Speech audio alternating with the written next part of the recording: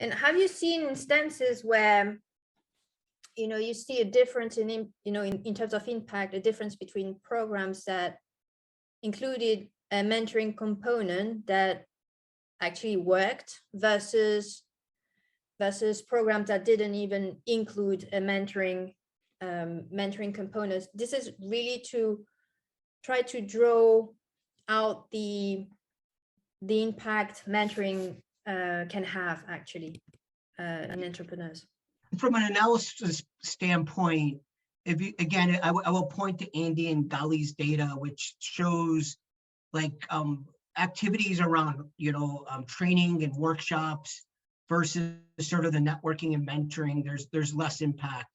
From my own personal experience, I've just seen, and I've told this to entrepreneurship support organizations all the time, because they show me the design of their project, the agenda and the different sets of activities and the sequence. And I'm like, that's all great.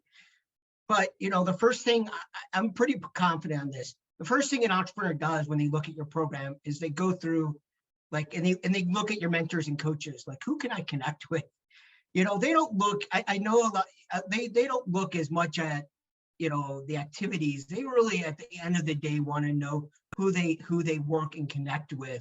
And the programs that I've seen that are more serious about creating the connections and creating the engagement and the relationships and the trust, from my experience, have had bigger impacts than the ones that have sort of just doing training and workshops and, and sort of focus on that domain knowledge. Like, our goal here is to transfer specific domain knowledge around that. And I've had these conversations with organizations where they talk about mentoring, they kind of think it's this, this education process, and they kind of say we need to efficientize that, because we don't want one mentor to talk about marketing to 15 different people, and that's inefficient. So let's just have that course or that workshop.